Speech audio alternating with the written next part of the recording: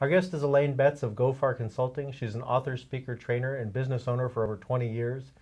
She is an expert in time management and business building. So thank you for being here. Thank you for inviting me, Reese.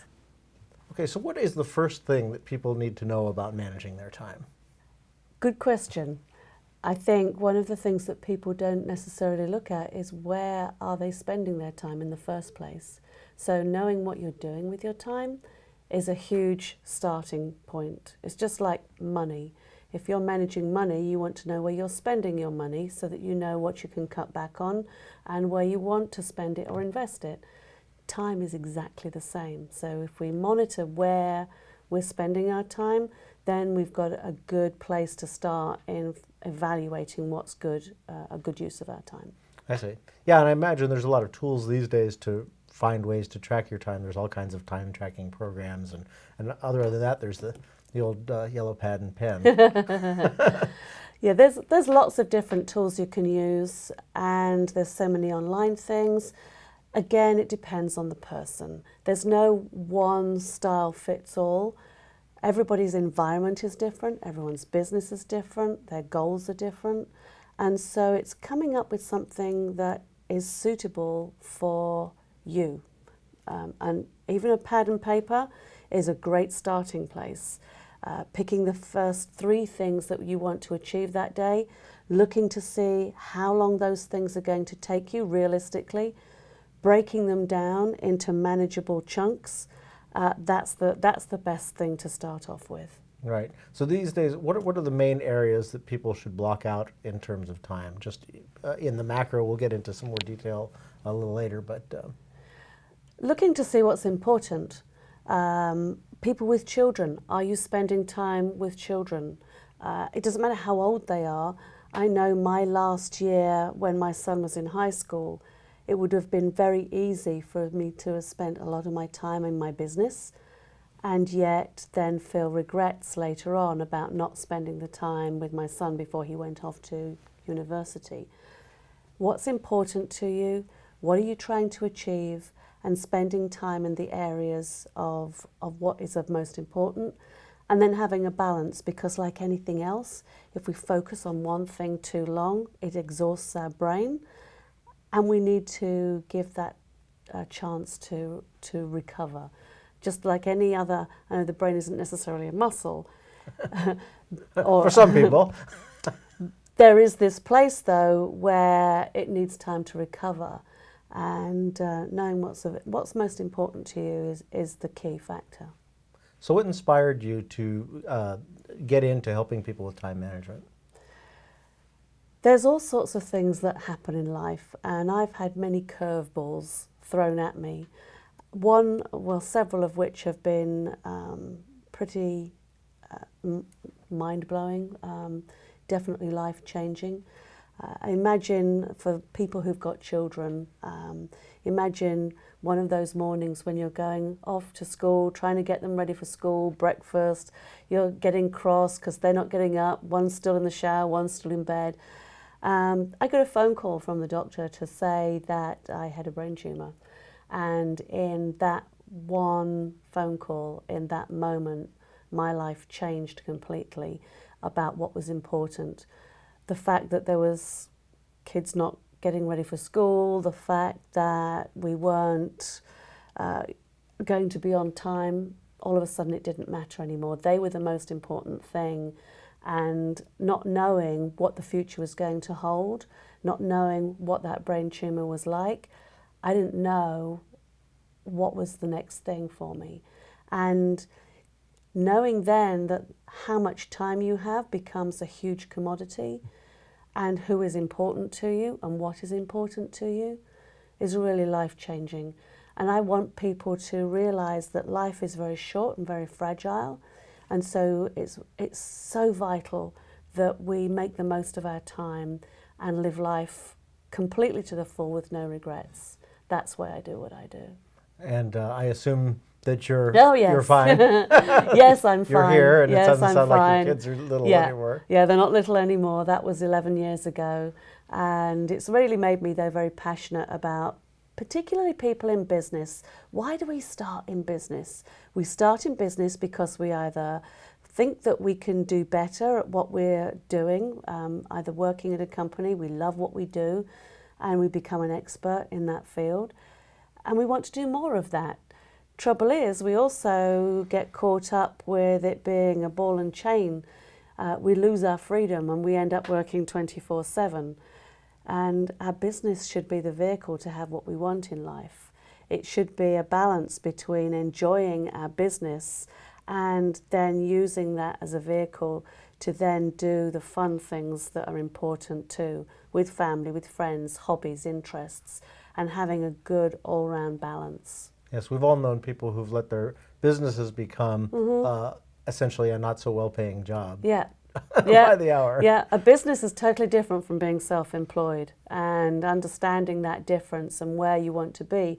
Do you want to be self-employed, trading time for money, or do you want to have a business where you leverage who you are and build on that so that you can walk away from your business for a week, for a month, for 3 months, and your business still functions without you? That's a business. Okay, so let's get back to this idea of keeping track of your time. I've read some stuff in the past and it says to keep track of your time, and it always seems like midway through the day you're like, oh, I forgot to keep track of my time. So how do people do this? What's a good way? Oh, there's all sorts of different ways of tracking time, and again, it depends on the person and depends on their situation.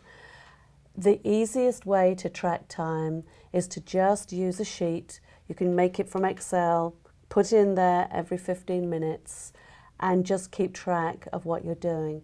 Now, this isn't supposed to be something that then takes up 15 minutes to write. You're not writing an essay. You're just doing little trigger things to just remind you, what did I do? What was that related to? The key part is that we only remember, if we leave it too long, and they say about every 15 minutes is what you should do, certainly no longer than 30 minutes. The key reason for that is we forget what we've been doing, and we just remember the highlights. And the highlights may not be the important things that we need to do, and the little things that we don't spend enough time on may well be the most important things. So if we can capture what we've done during the course of the day, it's so often interesting that people say, oh my goodness, I didn't realize I was spending this much time doing this. It can be as simple as people travelling a distance through corridors and to one office to another for paperwork or to talk to somebody, and they don't realise that the person that they're connecting with, whether it's a big firm or just a small independent entrepreneur, they find themselves going up and down different places because things aren't all in one place, and it takes quite a while when they do that. So. Yeah, and for a lot of people, like myself, well, I'll speak for myself, on the computer, it's so easy. You go to check your email and say, well, check my email. That's, 10 minutes, right? I'll check my email. Yes, right. But, you always wind up getting drifted off into some, there's some little interesting, shiny thing to click on that takes you away to somewhere else. And it might be important, but... Yeah, but very rarely not. Yeah. Let's talk about email, because I think that's one of the biggest culprits for people. And the key again around email is that if someone really wants to get hold of you or get in touch with you, they can do that via phone, via text. Email is something that I only schedule looking at my email 3 times a day. I look at it first thing in the morning, sometime around lunchtime, and then later on in the afternoon, and then maybe again in the evening. So maybe 4 times I'll look at my email. Because yes, it can be very distracting. And if you're responding immediately back to an email, the thought process usually of the person behind the other end of that email is thinking, oh, haven't they got anything else better to do? Or if you're responding directly back, then where are they not spending time? Are they distracted? Are they in a meeting and they've got their phone and they're scooting through the emails and texts while they're in a meeting, so again they're not present to the meeting. All of these things affect what is occurring at the other end of the email, what our thought process is. So an immediate response isn't necessarily the right key unless you're saying, that. And again, if people are very concerned about, I need to respond immediately, then maybe having something at the bottom of your email in the signature to say, I only look at my email 3 times a day or 4 times a day, or I'll get back to you by the end of the day. If you need to get hold of me more urgently, text or call. So there's lots of different ways that you can make yourself feel comfortable around how often you look at that. And then again, logging the time. When do I start looking at email? When do I finish? And what is most important? Are you scanning for clients, which is the key parts? And then if you want fun time to spend on Facebook or use it as part of your marketing strategy, spend time specifically doing that and schedule that into your calendar. Right. This is my marketing time on Facebook. This is my marketing time on Facebook. And then keep to that. Then don't go off and start chatting with friends. Put a plan of action together around, this is my marketing strategy around my Facebook. I'm inviting people to events. I'm doing this, I'm doing that. What are the different things that you want to achieve? Why is what are you doing behind that? What's the intention of spending time there? So let's step back just a bit. And how does one plan their day? I mean, what's a good way to structure your... Structuring the day, first of all, what is the most important thing?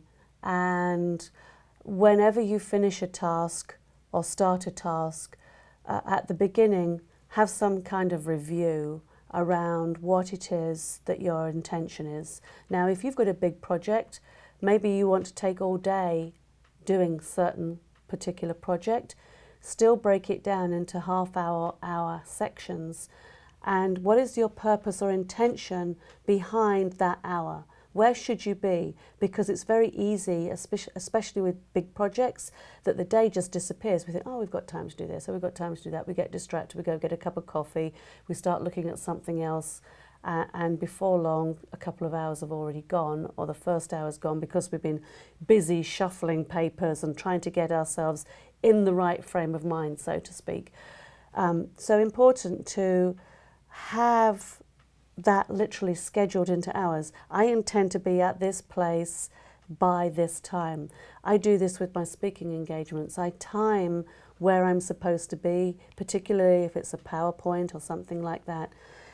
At each slide, I know how long that's going to be. Therefore, I know if I'm on track or off track with regard to the speed or pace of my presentation. We can do that with any project. I need to be at this point, and if you're not, after that hour, at the end of the hour, you review. Is this taking me longer than I thought it was going to be? Is this more important from a project planning perspective?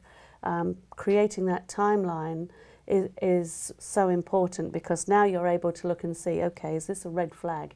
This is taking me way longer to research this than I thought it was going to be. How can I shortcut this? How can I make this more approachable? Do I need to break it down? Have I spent enough time on this particular section?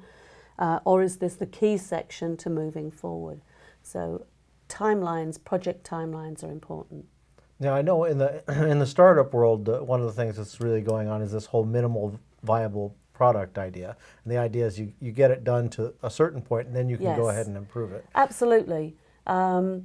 It's the shoot and then aim. If you're looking at a target board and you're shooting or using a bow and arrow, let's shoot and see how close we can get, and then change the track or change or adjust some way.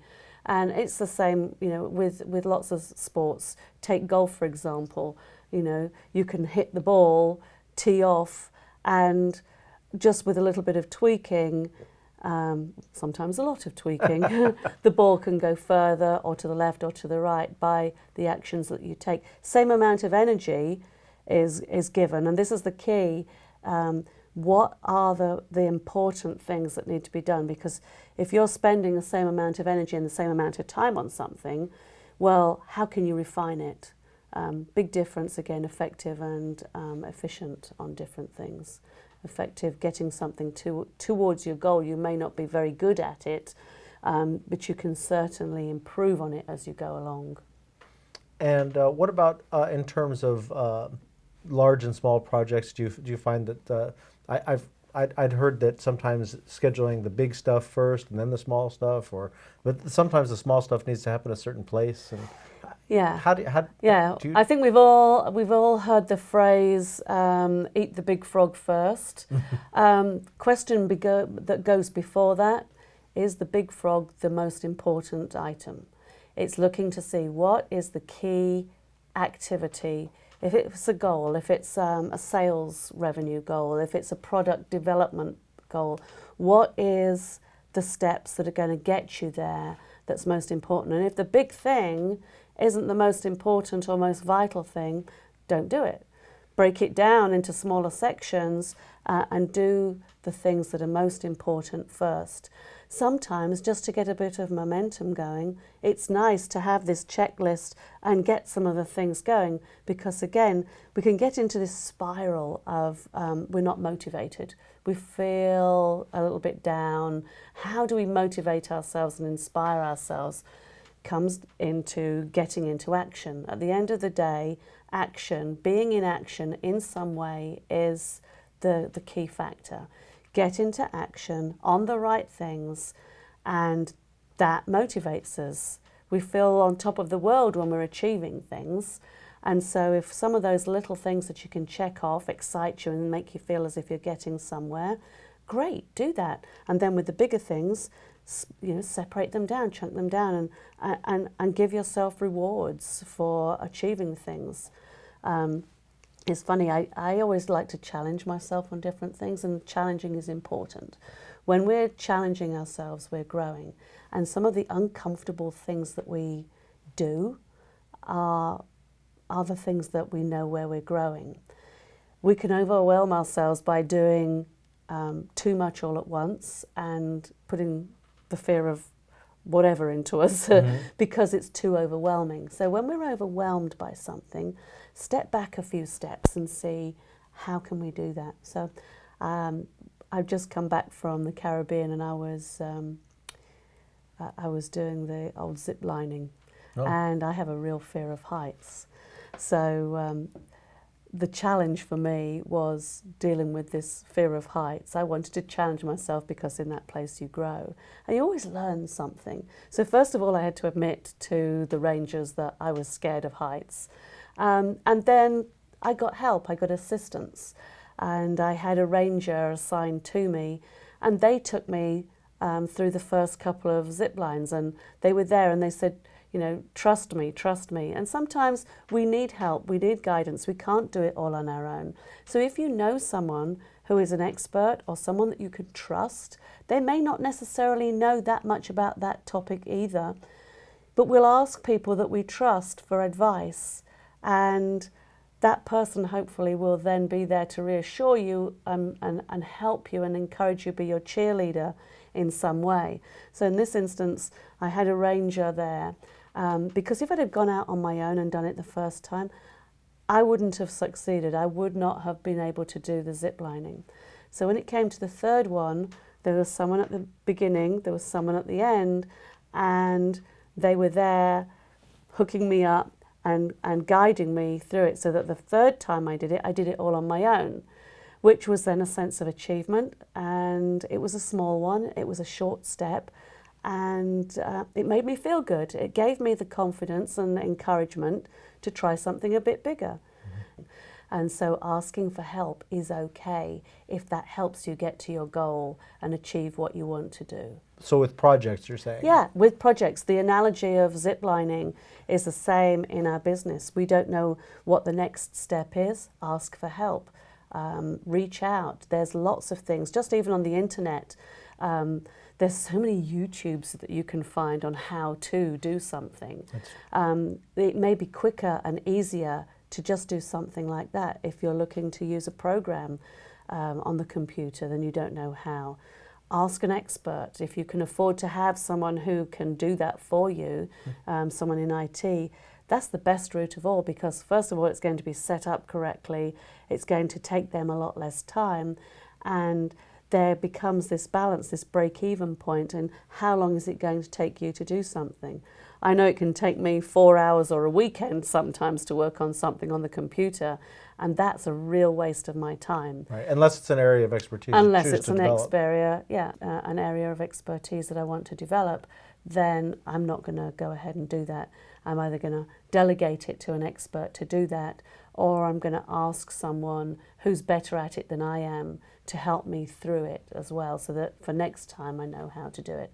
So again, evaluating what it is that you want to do, what is the end result, and how do you want to approach that. So this brings us to this other sort of relationship that time management has to outsourcing. And we had talked about this a little bit before. Right. When, you know, there's always that thing, it's like, well, I could get somebody to outsource it, but it's going to cost me X amount of money, whereas I could do it myself and then I won't have to spend that money. And you get into this area, where's a good place for people, to, in your opinion, to find the balance? First question to ask is, what is it costing me to not have an expert do it? Again, this is where evaluating your time is huge. What is your hourly rate when you're working with a client and working in your business? See, now that's the key, because obviously if you're so booked that you're, you know, if you're turning away clients, right, because they all want to come see you and you have no more time left in the calendar, then obviously it's a simple calculation. Absolutely. How much do I get paid? How much do I? But it's those, for most of us, it's like we have a certain amount of time available that we're trying to, if we're in that kind of a time selling business, or in another business, we have other people doing stuff. We have much more capacity, let's say. Right. For a lot of us, we have much more capacity that we want to fill. And it's really a matter of how much money do we want to expend that is not going to be immediately paid for. So that's always the balance. Right. So anything where you are spending time doing something that you're not an expert at, you're not spending your time necessarily in the right place. So I want to just go into this in a little bit more detail. So bear with me as I go through this. If you haven't got the revenue coming in that you want, then any amount of time that you would allocate to be with clients, and you don't have clients, should be based on marketing your business and looking for new clients, prospecting, however that looks for you, whether it be networking face-to-face, creating the different things in your marketing strategy, speaking engagements, door-to-door, mail shots, whatever it might be, creating content for newsletters, blogs. Again, there's a lot of strategy behind that. Videos. There's a lot of strategy behind that. Let's take someone who is blogging, for example. You can spend a lot of time blogging. So again, set a time aside that you do that. Maybe you're creating that at a time that you wouldn't be seeing clients. So that might be an early morning thing, it might be an evening thing, a lunchtime thing, or, and there's so many different aspects of this, at a time when you are at your best, you're most focused. I can write things early in the morning and it'll take me no time at all, compared to if I write something in the afternoon. It'll take me about 3 hours to write something that would take me maybe 15, 30 minutes in the morning, because that's when I'm more creative. So looking at our own body clocks and when we are best at doing something is also another one of those key factors. I've often thought if I could just put a shower over my table at the desk, because I get these great ideas in the shower, but there's nothing to write down. All right. So the key factor is, what were you doing before the shower? Were you exercising? Were you sleeping? Both of these are activities that stimulate the brain. So you can bring that into focus as part of your strategy. I want to write, and when I write, for example, I'm using this as an example, when I write, I'm better at it first thing in the morning when I've been sleeping. So, yeah, I have actually jumped out of the shower before now and started writing something, because you're right, we get a lot of different stimulus occur, and some of that again is when we're in the shower, we're relaxed. We're literally letting our mind churn over different things. Our subconscious is always working on something, and we can program it to start to focus on certain things, asking ourselves questions, and repeating those questions. And yeah, I've had to jump out of the shower before now. I've had a pen and paper at the side. I have that in the middle of the night too, and then I can't sleep because it's like I've got this idea and I'm all psyched up about it. So I've learnt to put a pad of paper by the side of the bed because, again, I can scribble it down with enough information that allows me to trigger that again in the morning.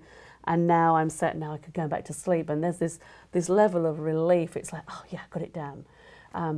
Our mind will continually keep triggering things. Think about how many times you think about, oh, I've got to remember to do this.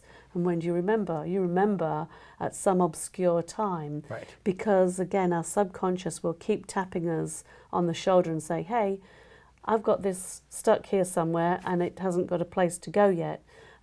So again, that's another key factor about when we write something down.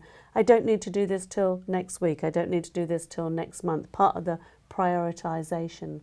Yeah, it takes a lot of stress to take it out of your head, put it down somewhere. Yes. But I think you were getting to where, trying to do things at when is the right time for you to do it. Yes, when is the right time to do it? And again, coming back to your question with regard to how do you find the balance between when I pay someone, when I don't pay someone? Obviously, that becomes part of your budget. If you need someone for bookkeeping, for example, or someone to help with admin, creating that as part of your budget that you want to start incorporating into it and building it into, okay, when I reach this financial goal, now I can afford to have someone come for 5 hours a week, or I can afford to have somebody work on my computer for this amount of time. So you budget it in, and then anything else should be gearing towards getting the sales, the income, the revenue, leveraging who you are, however you want to look at that, to get to that number. Yeah. So that gives people that cushion. Salespeople will tell you that you're always wanting to do what is going to get money into the bank quickest. Yeah. But that's not always for a business owner. That's not always necessarily sometimes you have to spend the time on the long term. Yes, you do. The best thing I ever did was got an assistant. And again, at the time, there's this other part of entrepreneurs and business owners. It's the control factor. It's not necessarily about the money, but we don't want to let go, or we think we can do it best, or we think we don't have the time to show someone how to do it. And yes, there is this space where we have to, again, teach someone the way we want it done, and setting up the process or the procedure to do that. The best way to do that is on the job training with the person. So you're doing it, they're watching you. You're doing it, they're taking notes. Lots of different things around that you can do. And that way you build the process, the recipe, if you like. You think about making a chocolate souffle. You could look at that and think, oh, I don't know how to do that. But if you've got a recipe, now you can do it, and you can probably do it several times over, and it will always be the same. So you create a recipe for the different parts of your business that you want someone to do for you. Right, and some of that, like with bookkeeping for a lot of entrepreneurs, and I'll throw myself right in there, is we're not exactly sure exactly how it should be done. It's like we just want it done right, however that is, right? Yeah. So in that case, you're actually buying the person's expertise, who is expertise that you don't have. In other cases, like with blogging, I've actually outsourced a few blogs, and there was this one company, and the guy told me, oh, just tell them what the topic is, and they'll write it. You'll be amazed. And I was like, I was not favorably amazed. Right. But what I did find is that I could outline a blog. Yes. And have that written. And oftentimes I'm like, I don't think I would have written it any better, honestly. Right. These people are writers, and that's what they do. And and I found that to be one of the more successful uses of outsourcing for me. Again, what's the intention behind the blog? Because if you're just writing the blog and not spending time to strategically comment on other people's blogs and putting it, again, there's so much to all of these things that people, that they'll write the blog, and writing the blog is great to get the content down, and yet who's reading it?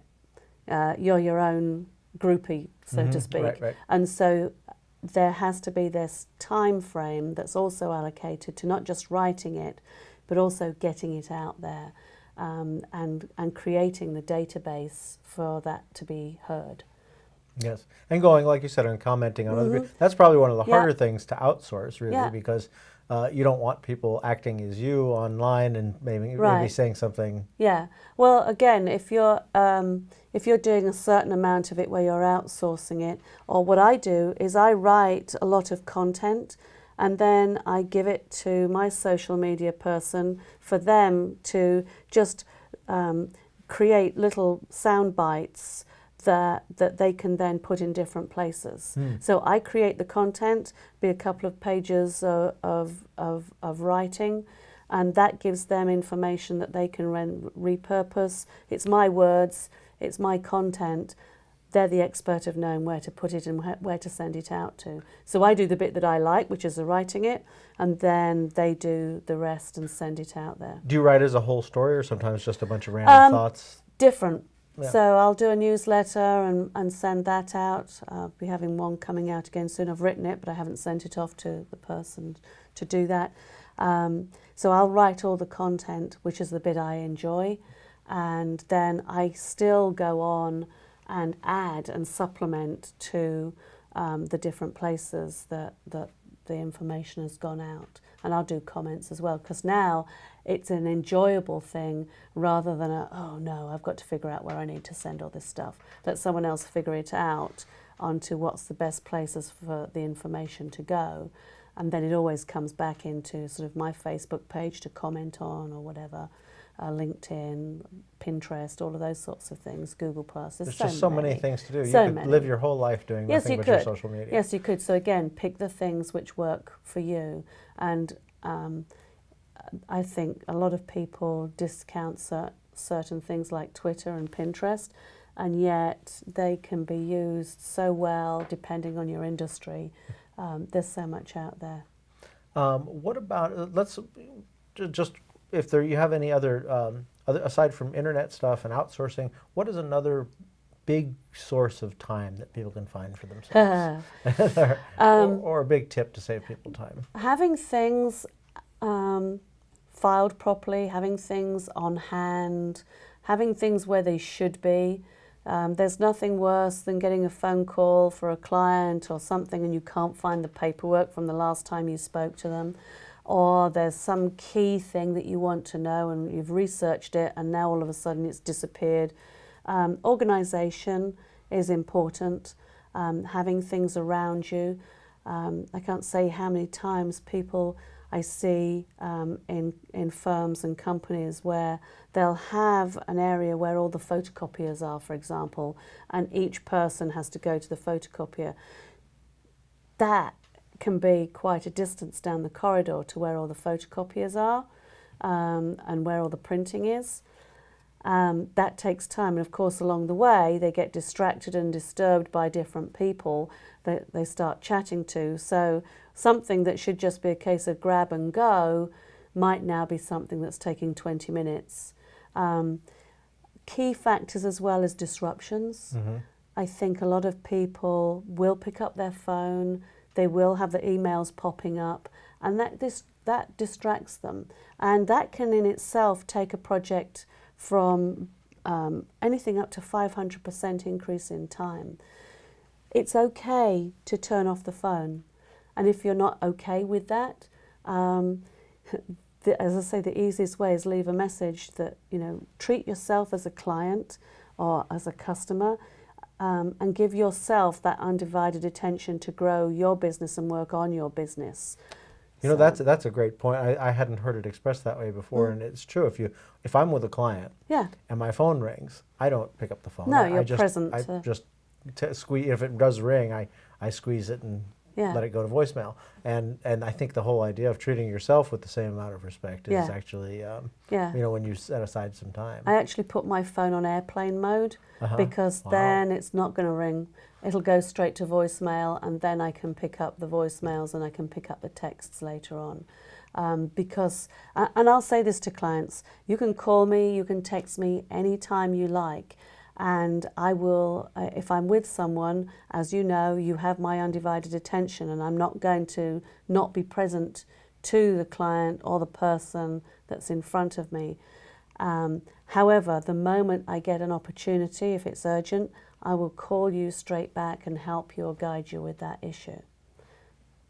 And again, sometimes we get stuck in stuff and we procrastinate over it and we look at it and we're not sure what to do with it, so we put it to one side, or we spend ages and ages thinking about it, when if you just picked up the phone and said, hey, I'm not quite sure how to do this, or I just need a little bit of inspiration about moving forward with this, a 2-minute phone call can get you back into gear where you've just spent half an hour wasting time trying to think on how you could approach it. Yeah, I think people are rediscovering phone calls. Yes. It seems to be. Yes. I do remember a few years ago, I had a couple of clients that actually got upset with me because, I emailed you 2 hours ago. Mm-hmm. It's like, yeah. Well, yeah.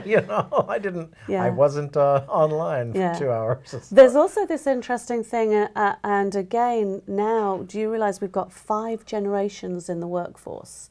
And each generation communicates differently. And so you're saying about email, it's very interesting that the younger generations, the Gen X and the Gen Z, really don't use email a whole lot. They're the texters and the phone callers and the Instagrams, things like that. They'll do all of that kind of stuff.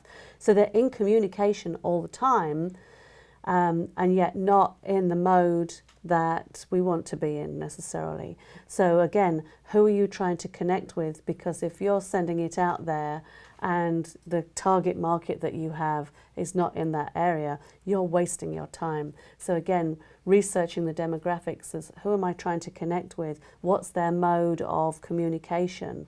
I do a lot on that. It's very interesting. I just did a presentation down in San Jose for a company, and we had all 5 generations in the room. Wow.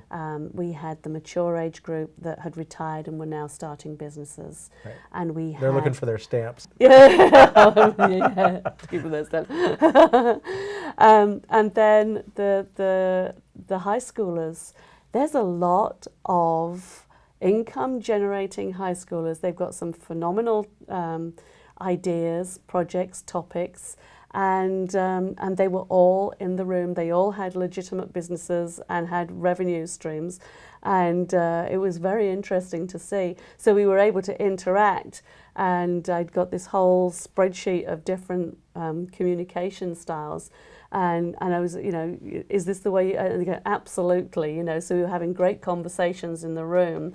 And so I'm trying to say to the teenagers, if you're looking for venture capital people, chances are they're going to be the mature age group, or the baby boomers, because they've accumulated some wealth. So if you're talking to them with the yo dude kind of approach by text, you're not going to reach them. So again, communication can save you a lot of time and effort and energy by communicating correctly with the right people that you want to get in touch with.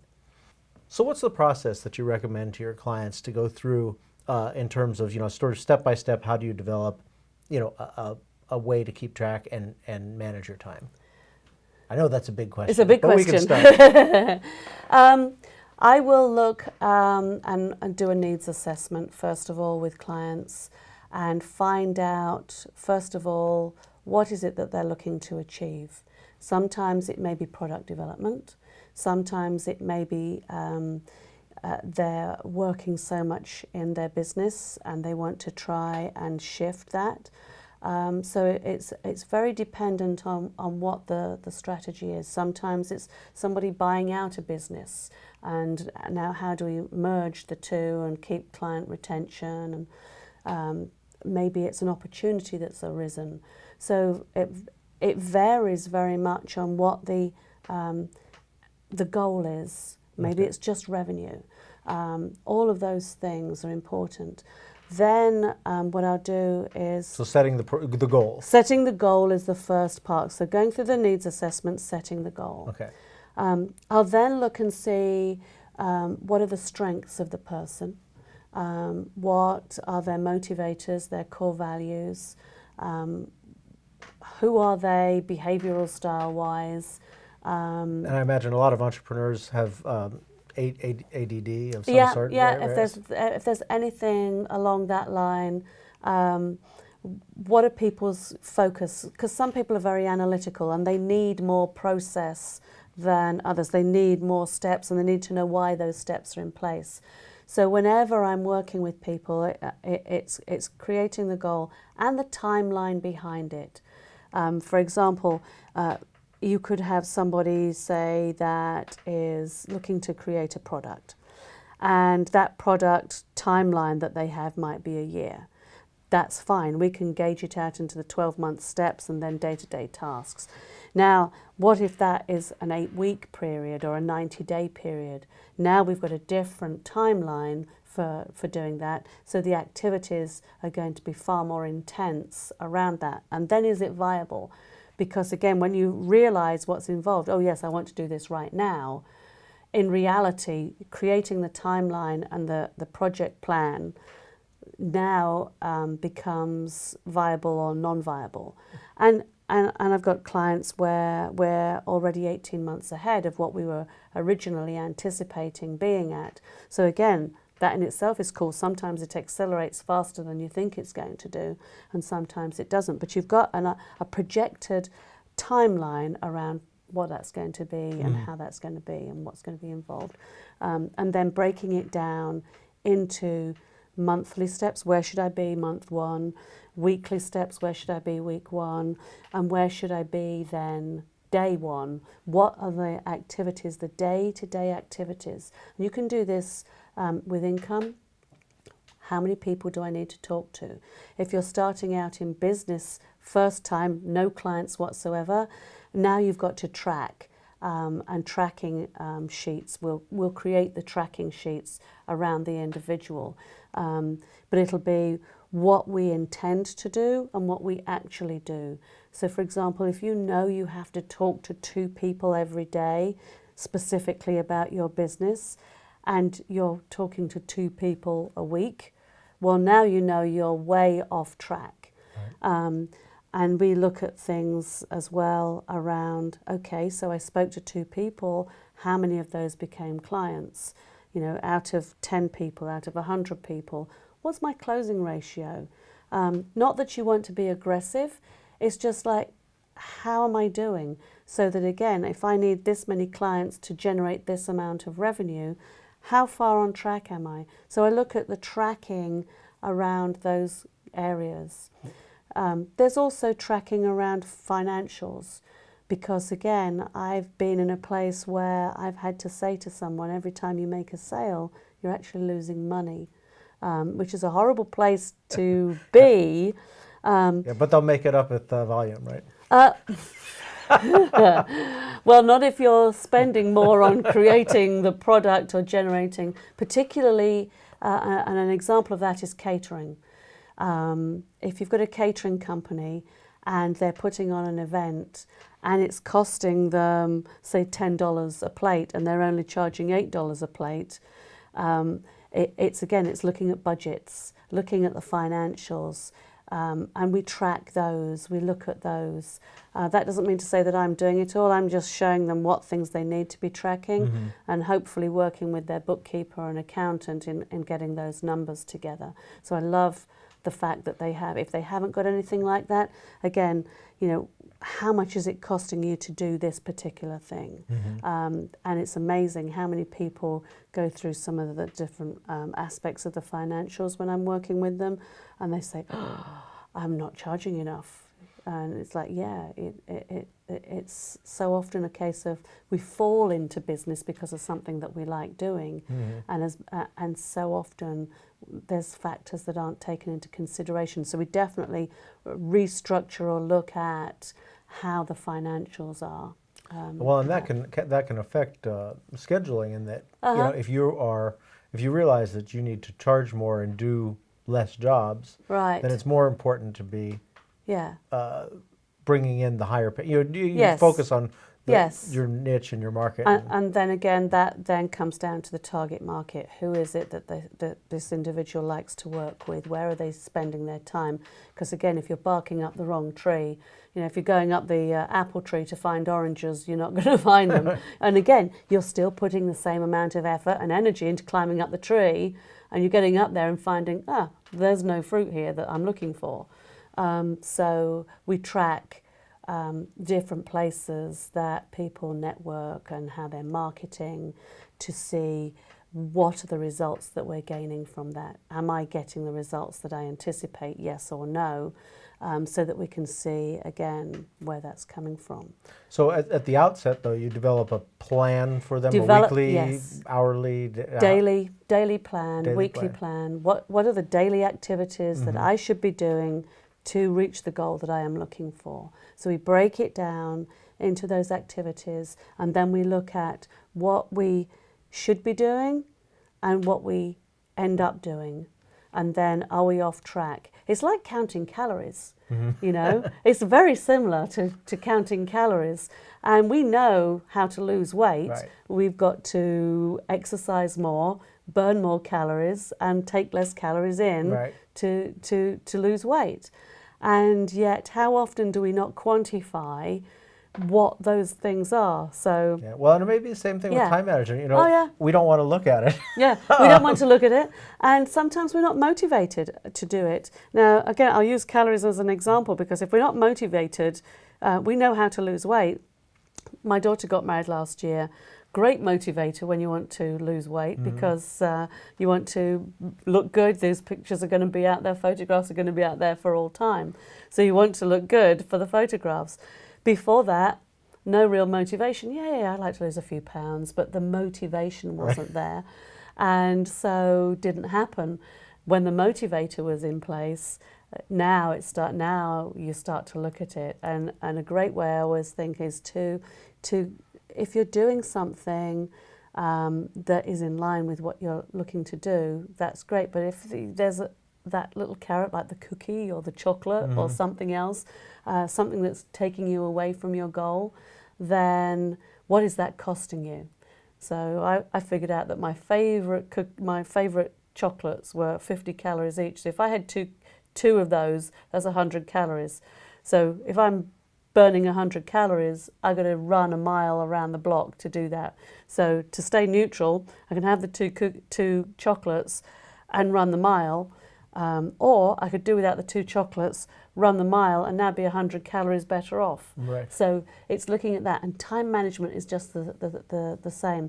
One question I would always ask people is, we have a limited amount of time. There's only 24 hours a day, and it really is the even spectrum for any human being on the earth. Right, it's the one thing that everybody has. It's the one thing everybody has the same.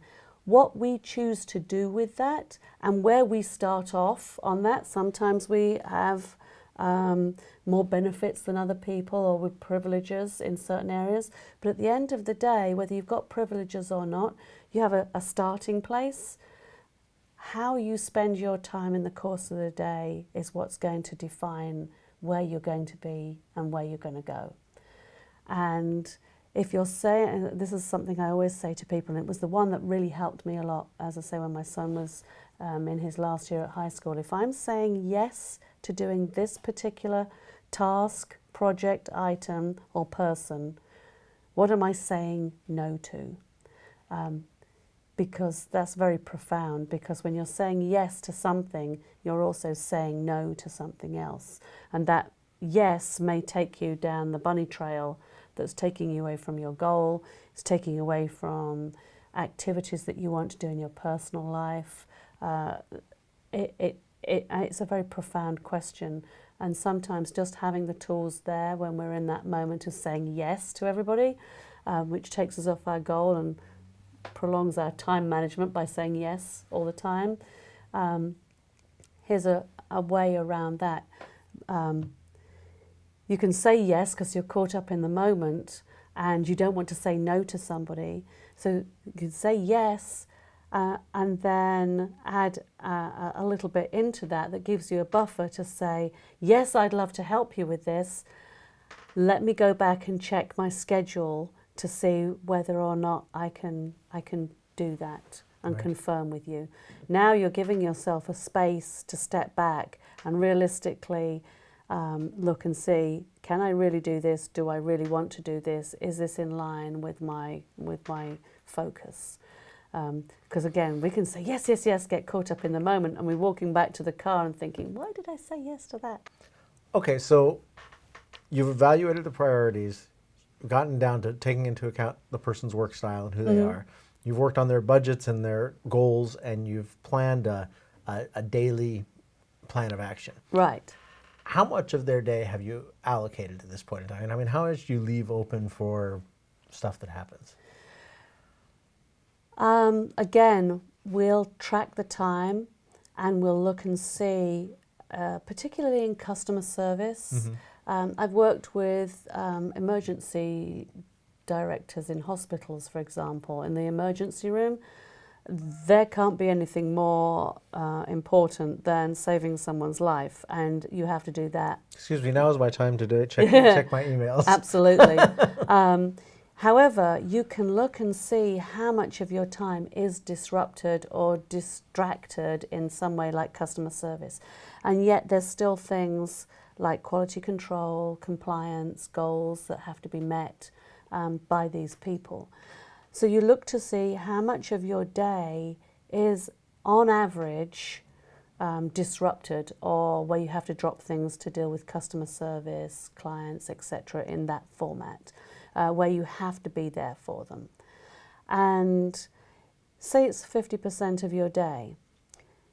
You mark out 50% of your day as customer service or client emergencies, or So back from that whatever it might original be. assessment of time. Back from that original assessment of time. Now what you do is you just schedule now your 5 hours of time, say, that you can do projects and meet goals and do the other compliance things, whatever you need to do. Knowing that somewhere Knowing in there, that somewhere in that time frame you're going to have an emergency. Now some of those emergencies might be the moment you walk in through the door, and that's okay, because half of your day you've already geared to being able to do that. If it's not, the first thing you do is take the number one priority and you start work immediately on that. And you work through that until the customer service or emergency or whatever occurs. It's being what I call proactive versus reactive. There's lots of things that we can do in and around that space, but that's pretty much what we're doing. Then you stop what you're doing, you deal with the emergency, you stay with that first project until that's completed, then you move on to project 2. There's a lot of people that talk about multitasking. It's a bit of a misconception, because if you're working on 2 or 3 things at the same time, it takes you a good 7 to 10 minutes to get back into it. So if you're disrupted by a phone call, depending on your industry, so for example, if you're an attorney and you're working on a paper or something, or you're writing and you're creative writing, you may lose in that instance the main part of the thread, or you might lose something. So if you don't have to pick up the phone calls, then don't. But if you do, know that it's going to take you 7 to 10 more minutes to get back into it, to reread it. And if you're picking up the phone and the thread is there, just write something somewhere to get you back into that thread, to give you the tools to focus more quickly. But yes, being proactive versus reactive, very important. What are the fires that always occur in your business? You know there's going to be certain things, but there's also things that you can, what I call the red flags. So for example, in construction industry, permits. You know certain towns are always going to deny you the first time around, or something's going to occur, or you're waiting for somebody else. So that becomes what we call a red flag. So you deal with that up front earlier than anticipated, so that it should run smoothly.